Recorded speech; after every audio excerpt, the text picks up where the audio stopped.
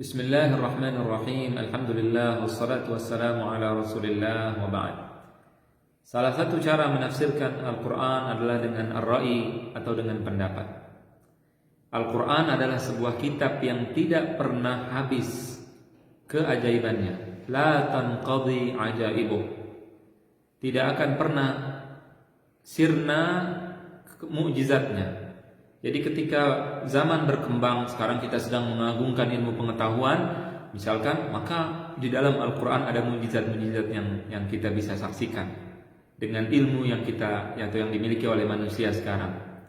Sebagaimana tentang masalah janin, masalah kelautan, masalah gunung, dalam Al-Quran dikatakan gunung bergerak dan sebagainya dan sebagainya. Di sini menunjukkan mukjizat Al-Quran, tapi tidak disebutkan tafsiran itu tidak ada pada zaman Nabi, tidak ada pada zaman sahabat, tidak ada pada zaman-zaman sebelumnya, pada zaman salafus soleh. Boleh atau tidak kita sekarang menafsirkan Al-Quran dengan ilmu pengetahuan, misalkan contoh, atau dengan dengan pemikiran kita, boleh atau tidak? Di sini terbagi menjadi dua bagian. Menafsirkan Al-Quran dengan pemikiran terbagi menjadi dua bagian.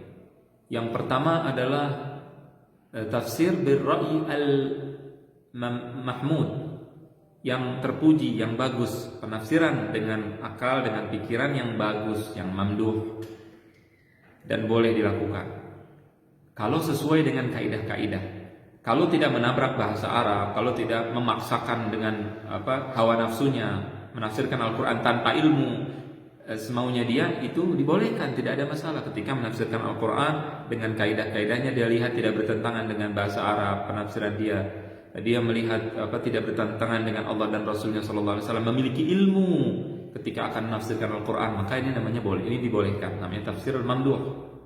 Yang kedua ada namanya tafsir Al-Quran bir-ra'i, tapi dia mazmum, al-mazmum, dilarang, jelek.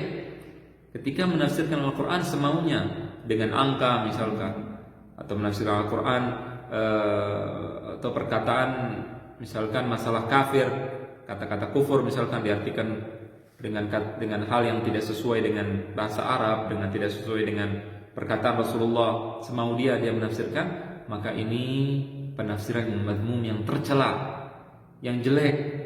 Kenapa? Karena dia di sini tidak menafsirkan dengan ilmu, tapi menafsirkan dengan hawa nafsu. Menafsirkan semau dia, menamakan atau nama-nama tempat di dalam Al-Quran disesuaikan dengan tempat dia, atau dengan nama dia, atau dengan keinginan dia, dengan kelompok dia, dengan hawa nafsu dia. Di sini adalah penafsiran yang mazmum, yang tidak boleh.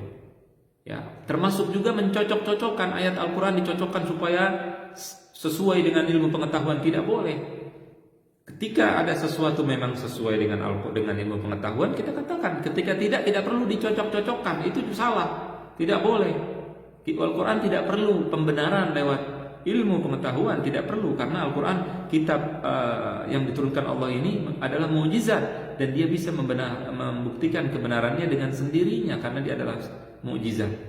Nah, ini penting untuk dipahami. Jadi ada dua tafsir Quran dengan ra'i, ada dua. Yang satu dipuji kalau yang melakukan adalah orang berilmu dengan kaidah-kaidah tafsir, mengikuti tata cara tafsir yang dijelaskan oleh para ulama, dari tafsir Quran dengan Al-Quran sampai seterusnya.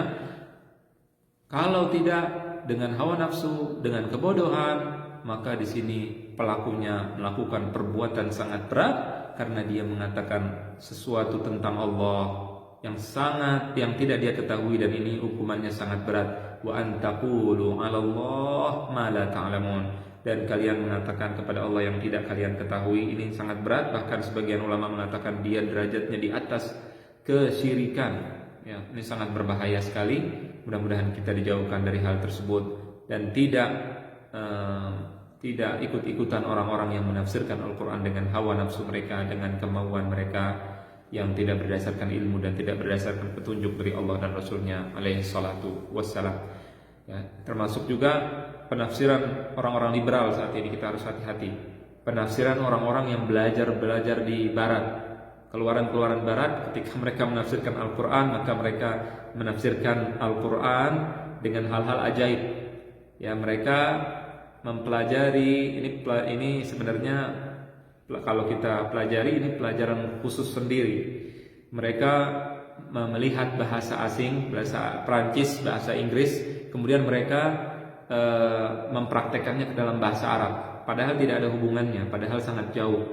Ya, kemudian mereka menyamakan Al-Quran dengan kitab Bible misalkan, dan mereka paksakan samakan metode mereka memahami Bible, memahami bahasa-bahasa asing lainnya dengan bahasa Arab dan bahasa Al-Quran, dan juga dengan Al-Quran. Ini pembahasan sangat panjang, bukan waktunya kita membahas. Nanti suatu saat insya Allah mudah-mudahan kalau ada waktu bisa kita bahas. Allahu a'lam. Demikian tafsir tersebut. Saya katakan bahwa tafsir tersebut adalah tafsir-tafsir yang sesuai dengan pemikiran yang tercela dan tidak boleh diikuti, berbahaya jika diikuti. Orang kafir menafsirkan Al-Quran, mereka tidak pakai metode yang benar, mereka tidak memakai petunjuk dari Allah dan Rasulnya, kemudian kita sembarangan mengikuti mereka. Hati-hati, penafsiran orang liberal tidak bisa dipercaya. Kenapa? Karena diri mereka sendiri tidak bisa kita percaya. Orang-orang fasik sembarangan mengucapkan dan mengatakan semau dan seenak mereka apa yang ada di dalam perut mereka, bukan di dalam akal pikiran mereka. Ya. Mudah-mudahan jelas apa yang saya katakan. Demikian, wasallallahu wasallam wa baraka ala nabiyina Muhammad wa ala alihi wa sahbihi ajma'in. Wassalamualaikum warahmatullahi wabarakatuh.